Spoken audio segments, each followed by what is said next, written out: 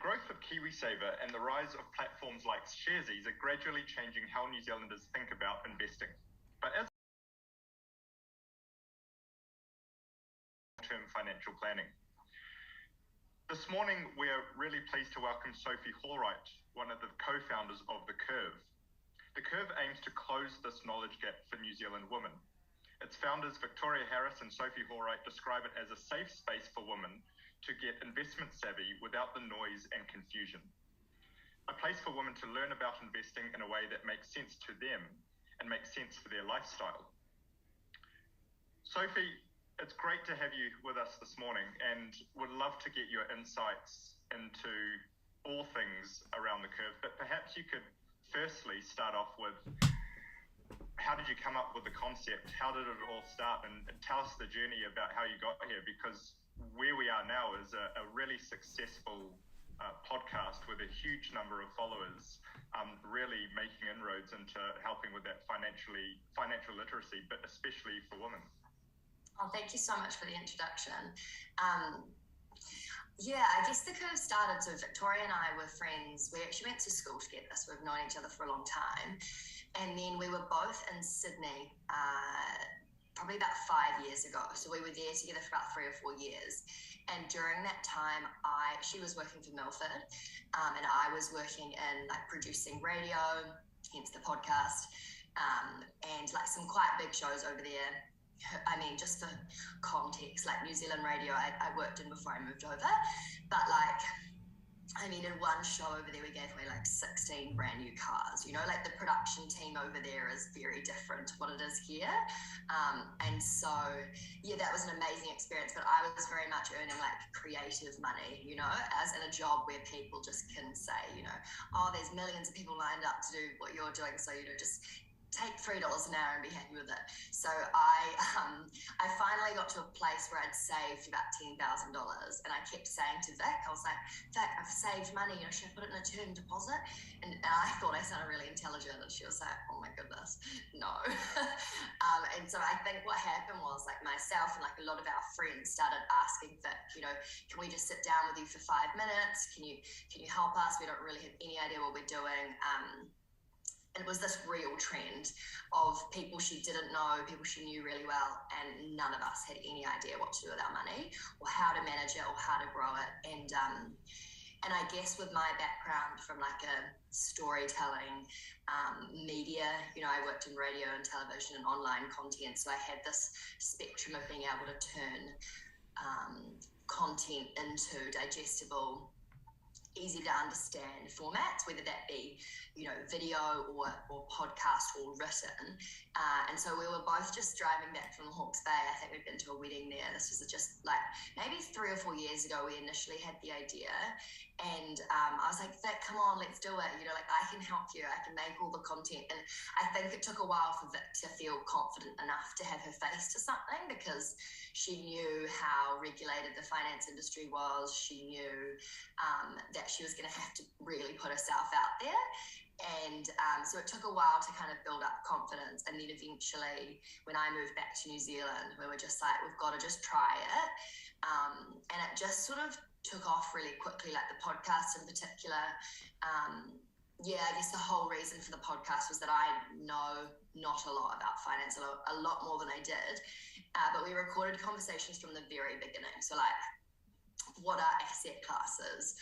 What are interest rates? You know, like really, really simple, what to probably most of you sounds obvious, but things that I'd just never been taught. And so I was kind of representing a huge portion, I think, of New Zealand and beyond women who felt too embarrassed to ask the question of, oh, can you slow down? Like, what's the GFC? And I know that sounds really stupid, but if you don't live and breathe the finance world, that stuff's just not normal. It's not like, I mean, obviously that's quite an easy example, but it was more just the conversations often had like acronyms and descriptive words that just made no sense. And I think a lot of us just bow out and don't bother asking the question because it's embarrassing to not know.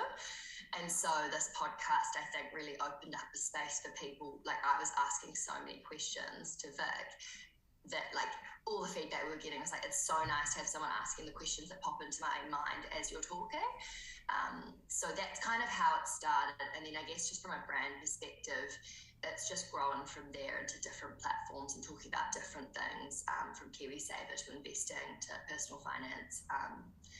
So that's kind of like a brief overview. It's fascinating because we've got Fiona Smith, one of our managing advisors and principals. She's based in Christchurch. Welcome also to the Monday Call, Fiona. And what's really interesting about your comments then is the fact that there is a lot of access that you can get to financial advisors, yet you are talking around, some of your friends and things who are, and if you're in London or what have you, it means they probably, and I'm making huge assumptions here, but probably pretty well educated in their field and et cetera. So it's not through the ability to go find it, but yet it still doesn't seem like there was much access to who to talk to. And I guess when I think about that, is that something specific to,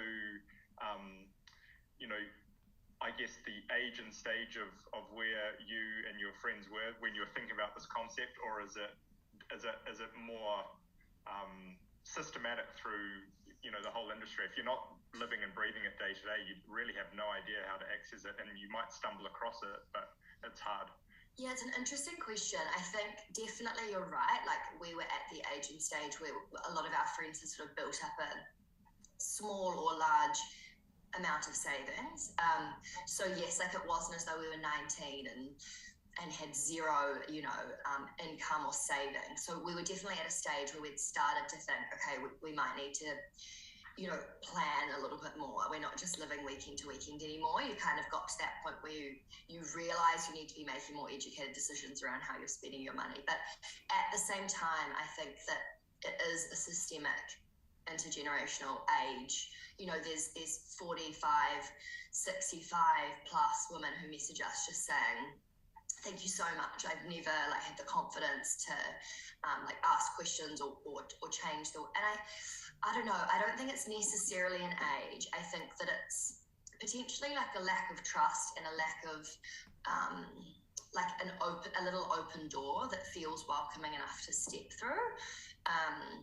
Yes, you can Google financial advisors, and yes, someone might refer you someone that they've worked with. But I think there's a real fear around money, and there's a real fear around trust. And when it comes to maybe asking for it, a lot of people don't even really know what they need. So they might think, oh, I don't have enough to speak to a financial advisor, or financial advisors are so expensive. There's just a lot of, I think, lack of educational knowledge as to what people need, who they would even go to if it's, if advice is where they need to go. And I think when the curve started, when there was all of a sudden this ability to invest, $50, $100 rather than needing $10,000, was kind of the perfect time to sort of say, it doesn't matter if you've got $100, $500, $5,000, $500,000. You can begin your journey to financial well-being regardless.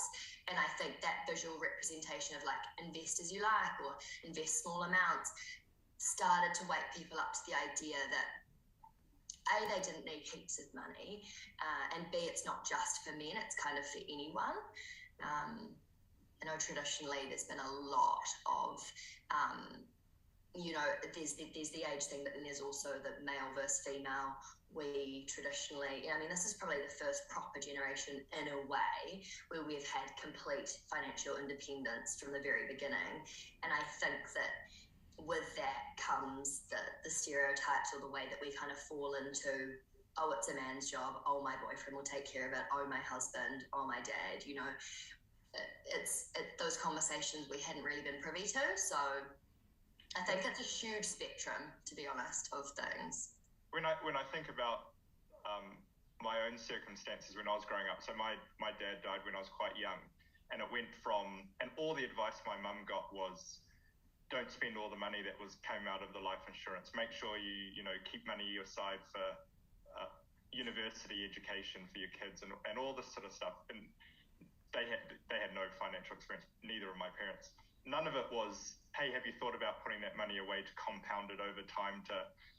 Is that kind of the issue, I guess, that it has been, and now we're moving into this more financial independence? And I guess that leads to what's the question, James, around that is, are you what's the relationship with your listeners now? Is it helping people transform from that sort of budget discussion to actually, it's not just about saving money and putting it in term deposits team, it's about compounding and growing your wealth because you need to in order to reach your retirement goals or whatever that your goals are in savings? Yeah, definitely. I would say, I mean, because Vic's background is, she studied, finance and economics, and she's worked in the industry for a really long time. There's a lot of people out there, I think, like the sort of financial influencer vibes where it's sometimes there's I don't know, it's not that there's mistrust, but I think because Vic comes from a place of working in the industry, she's got so much experience in the actual theory. A lot of the focus for us with our audience, especially our podcast, has been around compound interest and, dollar cost averaging, invest for the long term, like all of that kind of stuff, where we get now messages from people saying, the markets are scary at the moment, but I'm investing for the long term, and start like kind of quoting stuff that Vic said. And it's like, oh, amazing. Because if I speak from my experience, I remember when we first started the podcast, and I would ask sort of questions because I think I was kind of looking for the golden ticket or the answer, when it comes to risk, like just tell me what to do. Or, there was like I got kind of frustrated. I was like, stop talking about the long term, like just tell me what to do now. And it took a really long time for that to kind of sink in. And I think that it's the same for our audience, like that kind of hammering home of really key concepts to understand those, to feel confident enough to invest even when the markets are plummeting, to know that they're not investing for the next year or two. It's a sometimes 10, 20, 30-year time horizon for people. And I think that it's really just about debunking that fear and giving people the confidence to know that this isn't just, like you're saving or you're budgeting. This is setting your future self up for success and I guess for a bit of freedom. And I think changing the mindset that a lot of us have, that because for me, like I know my salary, I always thought kind of dictated my financial trajectory. And I think changing that and realizing that I actually have the power to educate myself, to learn and to make changes in the way that I'm spending and saving and investing, that will change that. It's like the whole rich dad, poor dad thing. It's just because you earn $50,000 a year or $500,000 a year, it actually doesn't matter. It's a lot to do with your habits and your investing. And for me, that's taken a long time to sink in, and I know it's the same for our audience. Like we often get similar questions from people, like for example, now with KiwiSaver, a lot of people are starting to wake up to the idea of conscious investing, especially because that's Vic's area of expertise, and I'm really passionate about the environment. So for both of us, like speaking about the way that and where your money is it has huge impacts, not only for yourself, but also the planet and businesses, and, support people you want to see flourishing, etc. And, we've been getting a lot of messages from people who are sort of saying stuff like, oh, I look at the markets now and I worry that if I move my KiwiSaver, it's a bad time because I'm going to be crystallizing my losses or whatever. And we just would never have had those questions before because that concept wouldn't have even made sense. Whereas now I think they're really starting to understand, if I take my money out, I'm locking in a loss. That's all stuff I never understood, and now it's kind of feels normal. And so it's really exciting to see like that conversation moving forward and them kind of growing with me in a way, because where I'm at is like the amount that Vic's taught me and therefore taught our audience. So do you find this latest volatility in markets at, I guess, the first test to see if that really resonates with you personally? Are you finding this a lot easier to handle, I guess, in the sense that you don't really need to think about doing anything because you are genuine in your long-term? Yeah, it's so funny you say that actually, because I was hanging out with a friend not that long ago and she was talking about she'd invested some funds in Milford, I think. And I was talking about how I was wanting to invest a certain amount in some funds because I guess like it's taken for me probably I would say at least a year and a half of having these conversations to actually invest, which sounds ridiculous, but it took me a really long time to be like, okay, I'm ready and I trust the process and I'm going to do it. And so, yeah, now in the last probably month, I've invested majority of my savings, whether that be DIY platforms or through funds. And there's been moments of fear when people are like, oh, are you sure you want to do that? You know, have you seen what's happening? And, you know, there's definitely moments where I'm like, and I'm like, panic. But I always just have to remind myself of what that talks about. And then I'm just like, I've just got to trust that markets always go up to the right, you know, and it sounds so easy and so, it must just be so simple to hear when you work in the industry. But yeah, when you're so far removed and you're not involved in the day-to-day you know, tradings or conversations that happen. I think having that place in terms of Vic and in terms of the stuff that she teaches through the curve has just been, it's been quite life-changing. And no, the answer is I haven't been fearful. Like I've actually invested, and now for the first time in my adult life, I have the least amount of money in my bank account than I've ever had. I think that on the media at the moment, there's a lot of news about the market volatility, which probably doesn't help investors in general in terms of their concerns.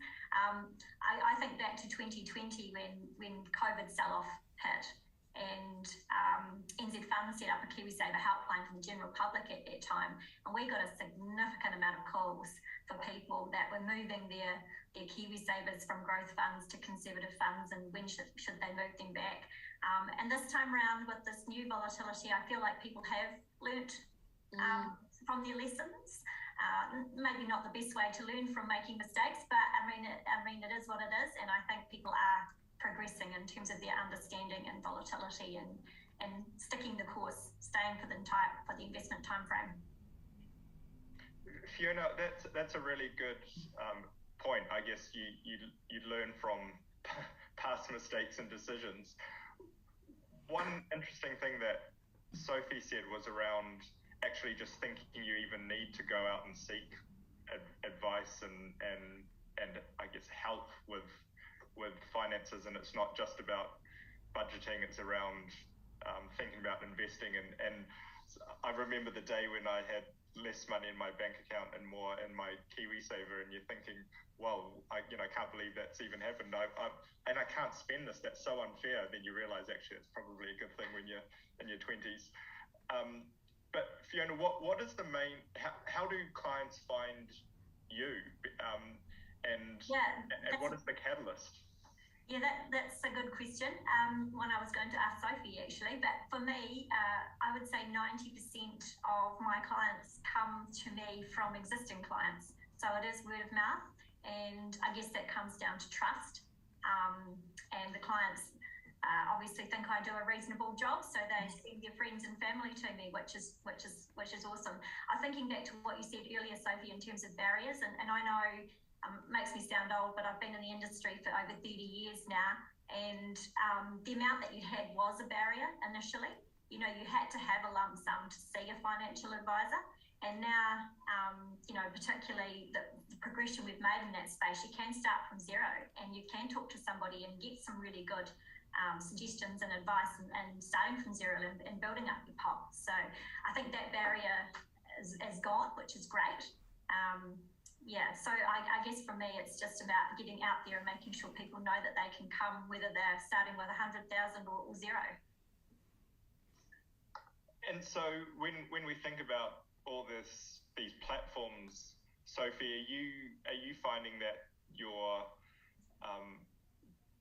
community that you've created through the curve are do-it-yourselfers? Are they going to look at funds? Are they seeking financial advice? Because I guess with COVID and people sitting at home, was there a bit of a tendency for people to get more into these platforms, but actually forget about it now that we're all back to, if we call this normal life? Are you seeing the community that you've created sort of compound itself and grow even as we're sort of back to this more normal way of living and people are perhaps less focused on the platforms? Probably more so, actually, which is interesting. I would say in the last probably 6 weeks, we've had a real spike in growth and in engagement around like different topics and things that we've spoken about, which has been really, really amazing to see. I think it's been a real learning curve around, excuse the pun, around like what do people want to learn about. And yeah, I guess from my perspective, like Vic obviously has the knowledge bank, and she's very involved in the day-to-day movings of the market and whatnot, whereas I kind of have more of a lens of speaking one-on-one to these people and learning more about them as we go. And I think probably about 6 months ago we did a survey, just like a random survey, to sort of see what people were interested in learning about, whether that, we were just trying to get to know our community more. And we didn't incentivize it with anything. We just sort of did like a, not rubber monkey, what's it called? Like a survey monkey. Yeah, and there was a rubber monkey. And there was probably like 180 women filled it out, which was really cool. I was kind of surprised. I thought if 30 people do it, amazing. And just getting a gauge on like where people had funds, so like what percentage of our community had less than 20,000 they wanted to invest, what had more than 50, what had 100 plus. And where they like investing, whether it's a DIY or the funds and that kind of thing. And it was super interesting to kind of see there's like a real spectrum. So I think that people who have a lot more are probably more likely to want to speak to a financial advisor. So we get people who, come to us and say, do you have any recommendations on financial advisors? Or, but the thing that's hard, obviously, is because we're not licensed as a advice, we can't actually tell people what to do with their money. It's very much like, okay, like here's the names of people, or like you can look here to find funds, or these are the different platforms. I think the way that we're kind of approaching the education piece is very much, these are the options, you do what feels right for you, whether that be 30% on a platform, whether that be 70% in a fund, or and I think it's kind of the more that they learn, the more that they find out what's right for them. So for me, I decided to invest probably about 65% with funds management, because I'm not an expert, I'm still really learning, but I also wanted to understand how it works, like literally how the platforms work, and also seeing different, like I wanted to learn the stuff that we're actually teaching in theory. And so for me, I've invested also like quite a lot on the DIY platforms too. But I think that it's a real personal choice. Like some people love the idea of being able to invest in the companies that they really believe in, and they want to be able to see and understand how things are moving. And some people just don't have time or trust or feel like they know enough, so they're really happy with the funds route or the advice route. But I think it's quite dependent on age, the amount they have, and also like their lifestyle, whether they have time to even invest. With our podcast, we do quite a lot of like case studies on stocks, whether they be good or bad. And I think for me, that's been the most helpful in terms of real broken down, deconstructed, look at the company, who manages it, what are their plans, what is their like ethical stand, are they filling out what they're saying they're doing. I think that has been the most theory into practical that I have felt as someone who doesn't know a lot.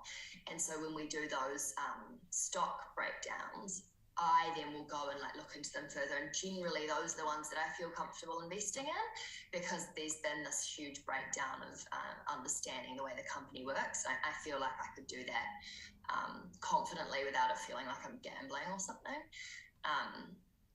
So from an advisor perspective, we tend to start with the planning side of it first. So we're always asking, what are your goals? What's your investment time frame? Assessing your risk profile, and then working out from there what investments might fit into that. So we do a lot of work, particularly in my space, around planning and projections. And then we feed James into the end of it, where he's actually doing the investment side. But we do have clients that come to us and actually have money that they want to do their stock selection themselves. But you're right, it tends to be a much smaller proportion of their overall wealth, and they tend to use the managed funds for the bulk of it. And then in the end, really, it's the fact that they're in, the people that you're both talking to are engaged is kind of the biggest hurdle, and how that's executed, whether it's talking to a pointy head like me and the team, or doing it yourself is kind of almost a second order decision. It's getting in there first and learning about it, and then over time, I guess people will sort of settle on what works for them, which is, I guess, the most important, because it means they'll hopefully stick to it the longest. Sophie, what is next for your community? Having 180 people respond to a survey monkey is pretty outstanding when you think about it from the, you don't have that necessarily one-on-one relationship with them, and yet they're still wanting to engage with you. So when I go through your podcast, and I love the ones like, actually, what does investing in a share mean? Because then you're right, you kind of want to put that into practice after you hear you and Vic talking about that. But you've got those real structured episodes around some of the main, I guess, financial theory around things. Where do you take it to now, and what are you trying to, I guess, what is your sort of audacious goals? Because when I think about things like gender pay gaps and some of the things that you're really wanting to focus on, but they're still massively apparent in society. Do you have these sort of long-term visions that you want to achieve with the curve?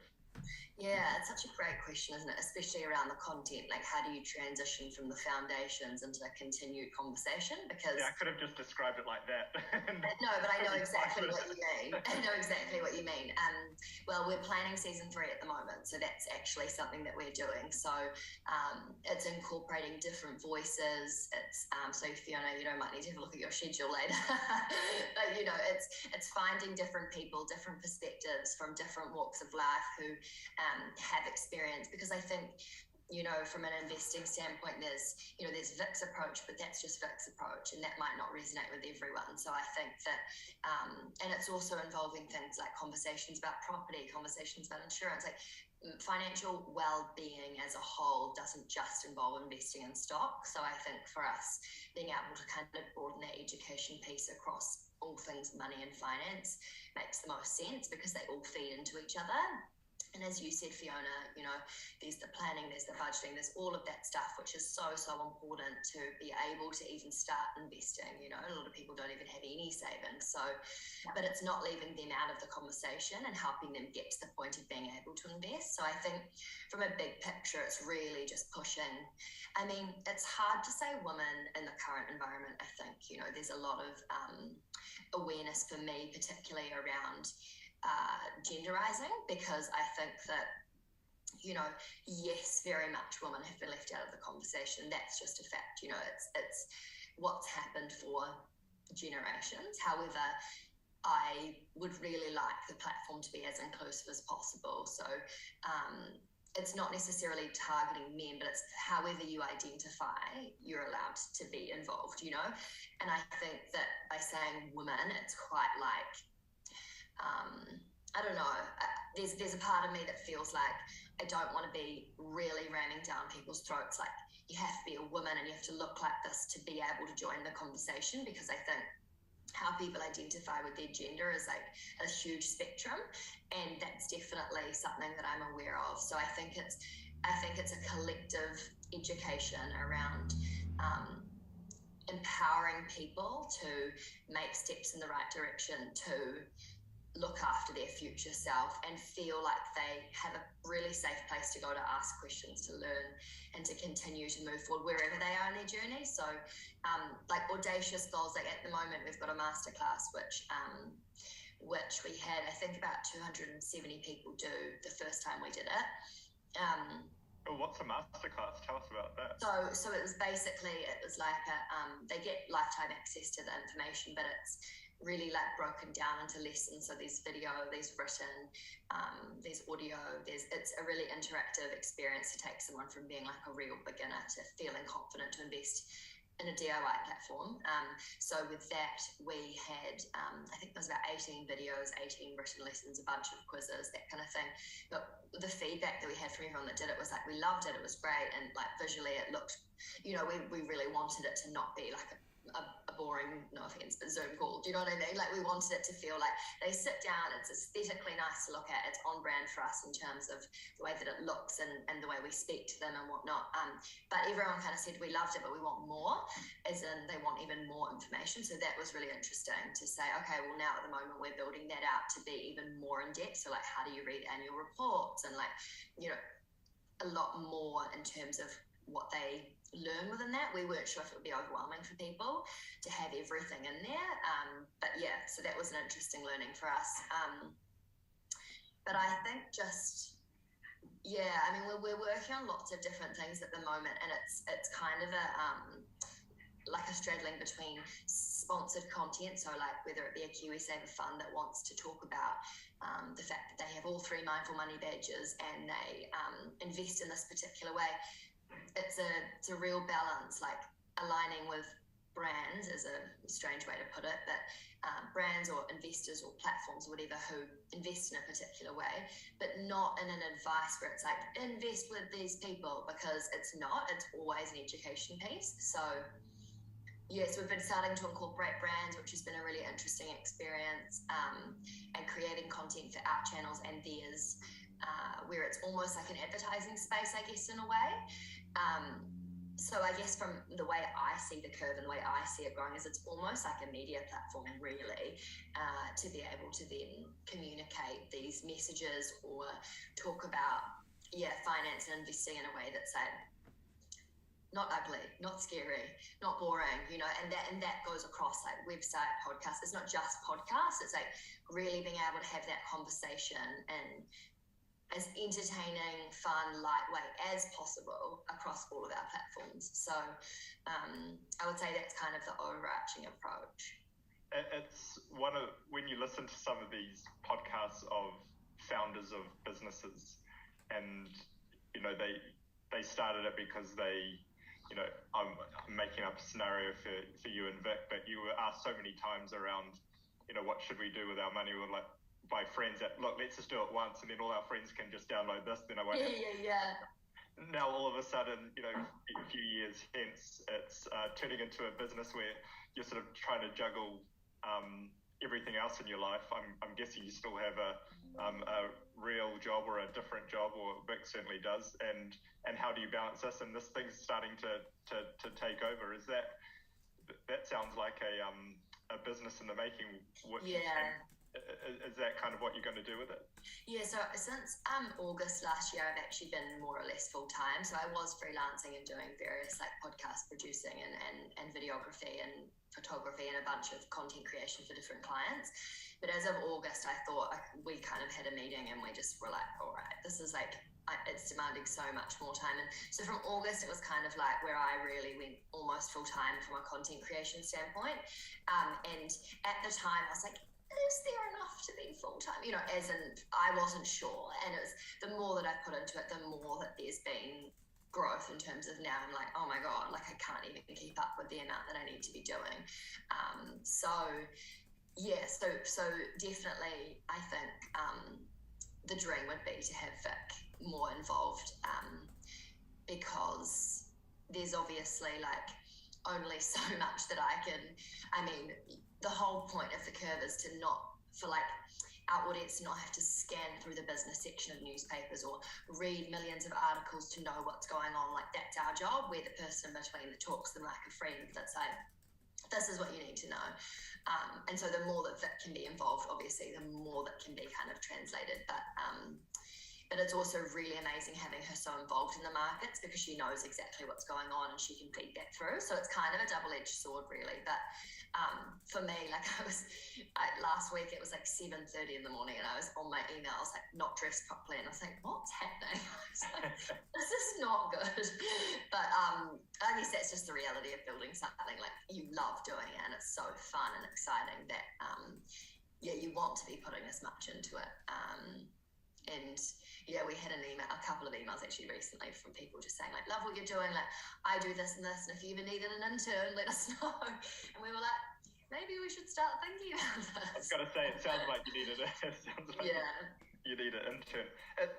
I guess one aspect of it I was going to talk to you about is and Fiona Fiona, jump in terms of this comment, but generally people who want advice around these sorts of things tend to be people with decent income, and this is massive generalization, but generally higher socioeconomic people, because even the thought of saving when you are going from paycheck to paycheck is just not even near your sort of mode of thinking.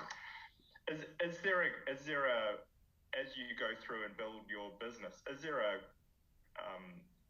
gap or a need to educate everybody in New Zealand? And are you finding there's actually a real issue in New Zealand that needs to be solved, which is massive financial illiteracy? And perhaps KiwiSaver is helping in a way, but still, we're way behind perhaps other countries that have had it for a long time.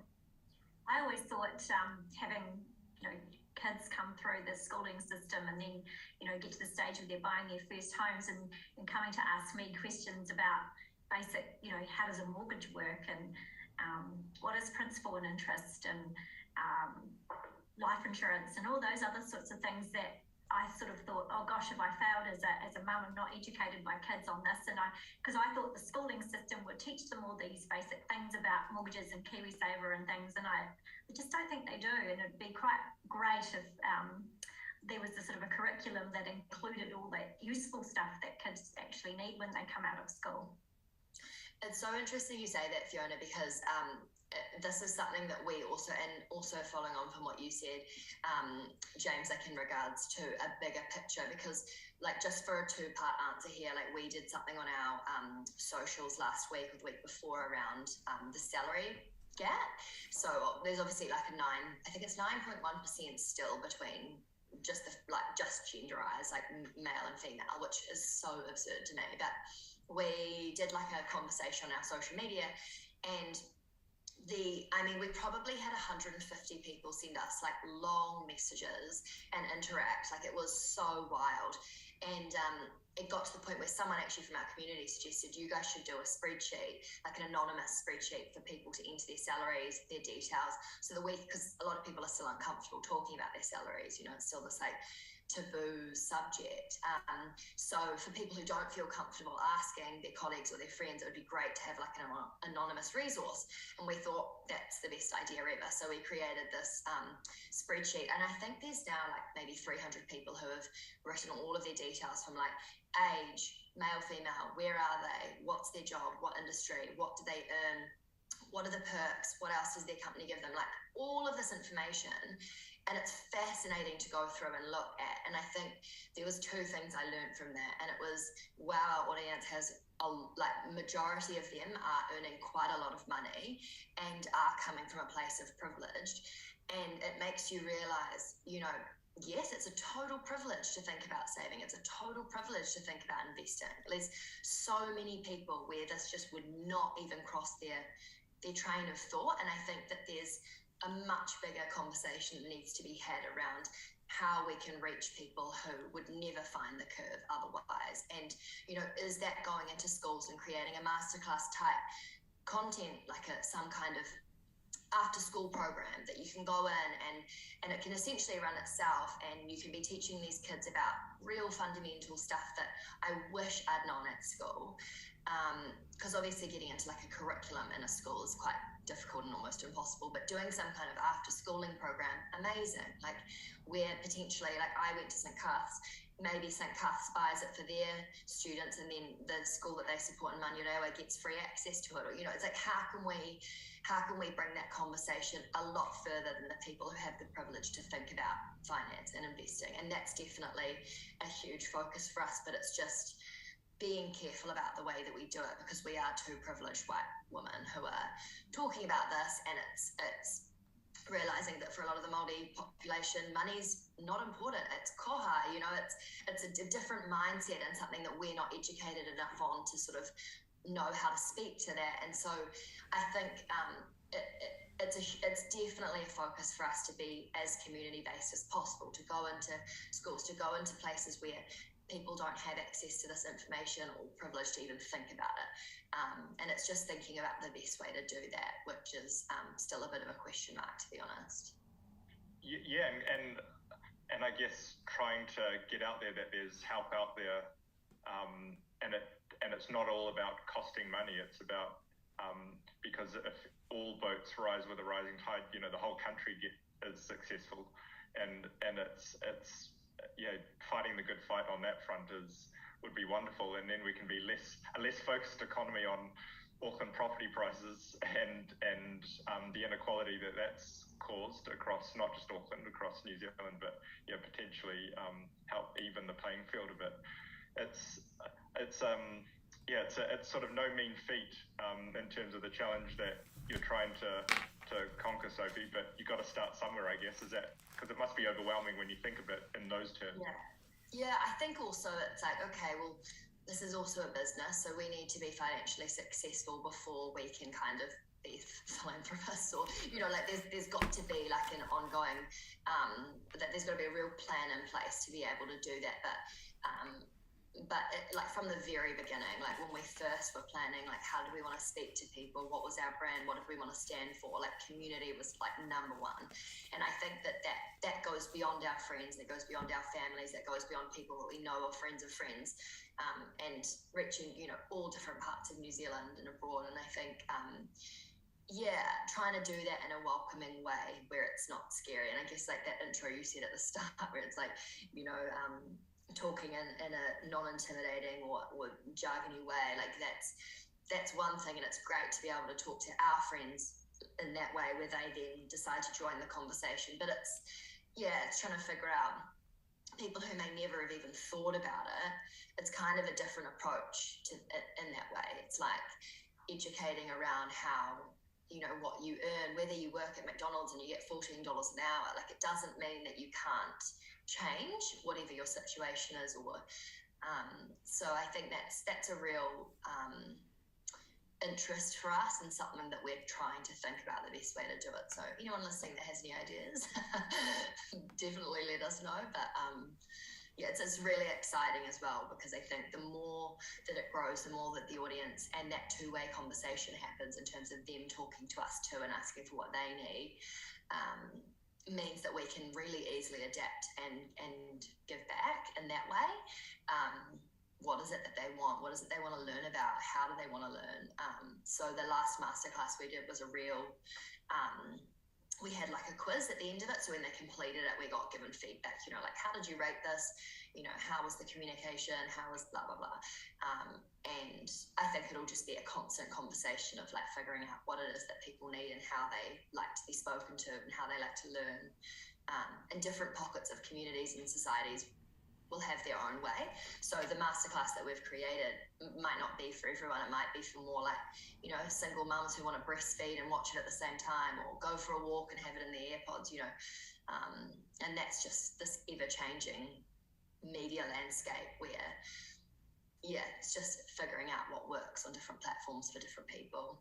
It's sort of, Fiona, like financial advisors. Every personality is different, and everybody is attracted to a different type of way of doing things within a financial advice construct, and no one person is right for everybody. And Fiona, your client list must, set of clients must have very different personalities from Chris, one of your colleagues in your office. I'm sure they're very different, and you don't want everybody the same, otherwise you'll get the same type of client in only a very small part of New Zealand. Is that how you think about it, Fiona? Yeah, absolutely. I mean, we work in a team approach, so my personality type might not suit everyone either. So, we offer people that come and see us, if you want to see someone different, whether it be gender or age or whatever, the options are there. We all provide the same advice. We all follow the same methodology and use the same planning technology and things like that. So you can choose. If you don't like my personality type, there might be someone else that's better suited to you. All right, Sophie, we've taken your Monday morning right up till 10 o'clock. I'm sure you've probably had a coffee already, given you are from the media. You know what? I stopped drinking coffee because I was getting up at like 3:30 in the morning producing, like morning shows, and I just found the crash was real. Like 2 p.m. I was like, I need to go to bed, so I actually don't drink it anymore. But it's been so nice to chat. Yeah, I really enjoyed it. So before we let you go, you said you're working on the next series. When does that come out, and when should we look out for it? So we've actually got a mini series that we're doing in collaboration with a fund manager around a specific type of investing, and that's coming out next month. So there'll be an episode every Wednesday in regards to conscious investing. So what does that even mean? What does it look like? And we've interviewed 4 different women for that, and I'm really proud of it. Like, I think the conversations are so important and interesting and quite different to what we've done. So looking forward to getting that out. And then season 3 of Raising the Curve starts August, September, October, and there'll be an episode released every week. So I mean, really, we should probably not have left a 3.5, 4 month gap between seasons, but and that's been a learning for us, because people are like, what's happened? Where's the podcast? We're like, we're coming. But I think people don't realize like how much work goes into it then. So that's really exciting to start getting that out. And our next masterclass is starting the 1st of September too. So there's quite a lot happening all at the one time. But no, it's really exciting. Cool. I massively appreciate the amount of work that needs to go into doing this once a week. So I hear you. And as I finish off this morning's Monday podcast, thinking about, well, what do we do next week? And look, there's so many interesting people to talk to. How do you narrow it down rather than the other way around? But it's a lot of work, and really excited about listening to one of the benefits of preparing for this. I got to listen to a lot of Raising the Curve, and really great stuff, and appreciate being able to talk to you direct, and I guess sharing your vision with our listeners as well. So thanks so much, and have an awesome week. And thank you, Fiona. Really appreciate your comments as well. Yeah, thanks, Sophie. I also had the pleasure of listening to some of your podcasts over the weekend, which I found really good. So I applaud you and the education. That's awesome. Well, thank you so much. It means a lot. Great. Well, take care, everyone, and thanks everyone for listening in, and talk same time, same place next week. Have a great week, everyone.